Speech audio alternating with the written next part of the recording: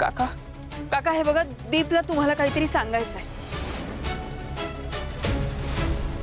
मी तुम्हाला रिक्वेस्ट करते की त्याला शिक्षा देण्याआधी तुम्ही त्याचं एकदा ऐकून घ्या प्लीज. यार मी सांगितलं लैला तूच सगळं सांग म्हणून, आणि मला कशाला पुढे केलं. आधीच बाबा माझं काही ऐकून घेत नाहीयेत.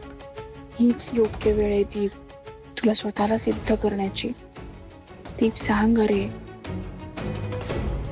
तू आज किती मोठं नुकसान होण्यापासून वाचवलंयस. अरे काय चाललंय? कुणी काही बोलणार आहे का? बाबा मी सांगतो. हा संजू याच्यावर जबाबदारी दिली होती की आपला माल, दादा माहितीये ना, आपला सगळा माल मुंबईला पोहोचवण्याची जबाबदारी याच्यावर दिली होती.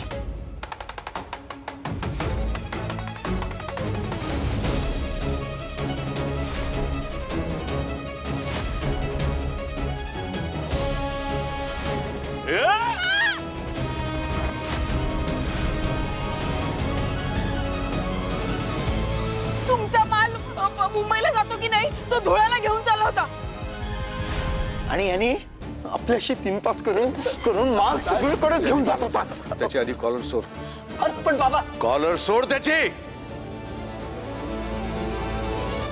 संजू काय म्हणतो ते खरंय? हा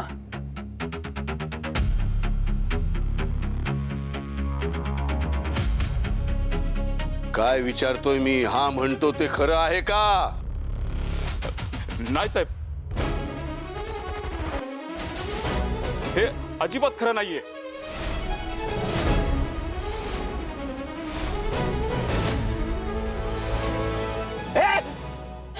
खरं बोल, तुला मी कोणीही मध्ये बोलणार नाही. मी ज्याला विचारलंय तोच फक्त बोलेल.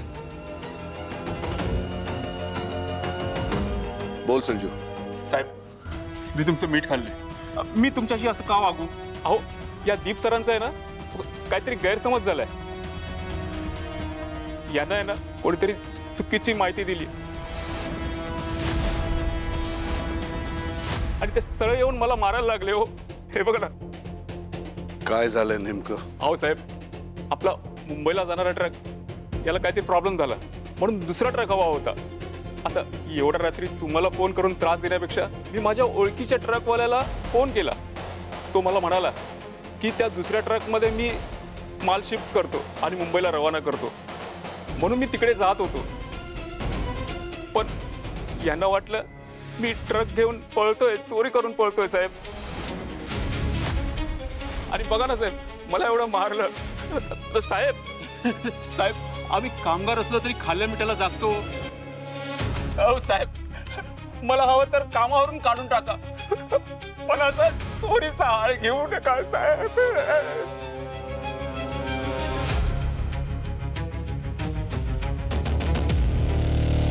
उठ उठ, शांत हो, शांत. नीचपणाचा कळस केला असेल तू. अजून किती पातळी सोडून वागणार आहेस? घरच्यांना त्रास दिलास, गोडाऊन जाळलंस, आता कामगारांच्या जीवावर उठलास.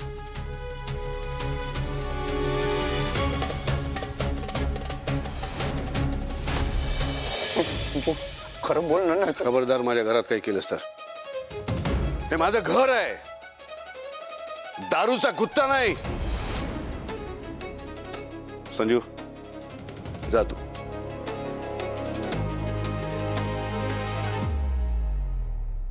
मी मागच्या जन्मी काहीतरी खूप मोठं पाप केलं असणार म्हणून तुला परमेश्वराने ह्या घरात जन्माला घातलंय.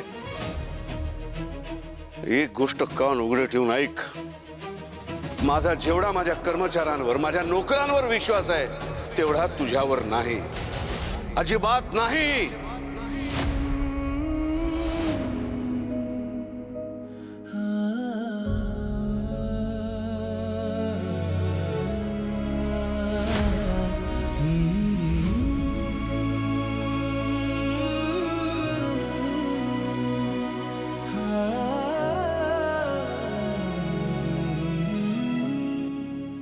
काका मला तुमच्याशी बोलायचं त्याची वकील करणं असेल तर नको. नाही काका, वकिली नाही, पण जे काही घडलं ना ते मी माझ्या डोळ्यांनी बघितलंय.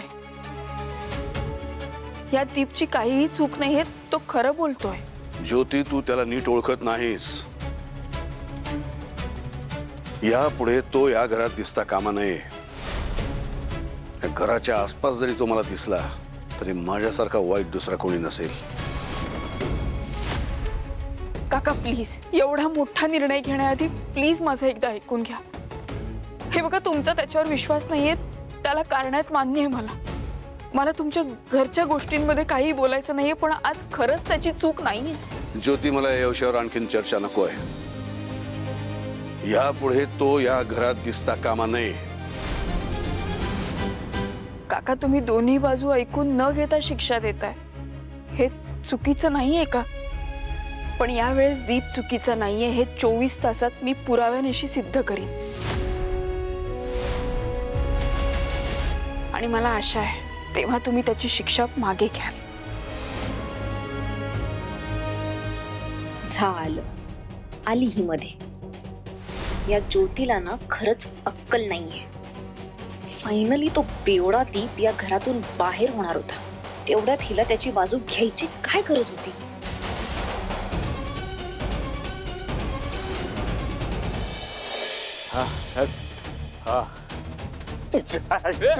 अरे तुला काय वाटलं, बाबांसमोर खोटं बोलून तू त्यांच्या तावडीतून सुटशील का रे? ए, माझ्या तावडीतून नाही सुटणार तू. नाही, मी तुझी चोरी पकडून तुझी विकेट पाडली ना, तर मग मला सांग. आधी तुझा बाप तरी तुला किंमत देतो का ते बघ, नंतर माझ्याशी बोलायचं. आणि दीप सर, हे सगळं सिद्ध करण्यासाठी आहे ना पुरावे लागतात, पुरावे जे तुला कधीच मिळणार नाही. कारण आपली सेटिंगच तशी असते रे, कळलं काय? तुझ्या दीप, कशाला याच्या नादी लागतोयस? फालतू बडबडतोय तो. आणि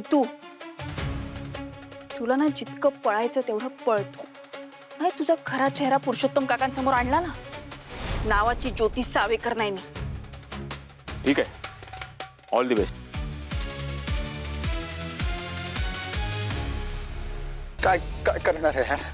मी पुरुषोत्तम काकांना चॅलेंज दिले की पुढच्या 24 तासाच्या आत पुराव्यानिशी त्या माणसाचा खरा चेहरा तुमच्या समोर आणेल. शांत, तो हरामखोर माझ्या डोळ्यासमोरून निघून जातोय.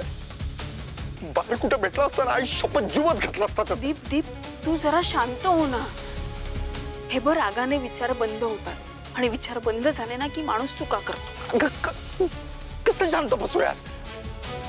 त्याला ते हे असं माझ्या समोरून मोकळं फिरताना बघू त्याला. हा, तू चॅलेंज केलंस ना बाबांना 24 तासाच्या आत पुरावे देऊन सिद्ध करणार म्हणून. कसं करणार आहे? अरे तू जरा शांत हो ना, करूया, सगळं करूया. पण घाई करून ना त्याला हवं तेच करतोस तू. त्याला माहितीये तो भडकवतो तुला. अरे त्याला माहितीये की तू चूक करणार बरोबर, त्यामुळे शांत हो.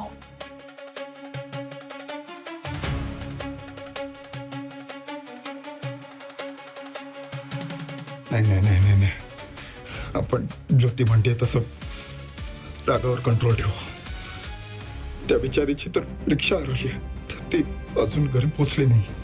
आपल्यासाठी एवढं केलं तिने, मलाही काहीतरी करावं लागेल.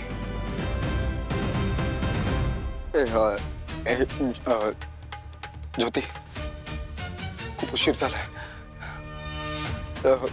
तू चल, मी तुला घरापर्यंत सोडतो. हा, चल.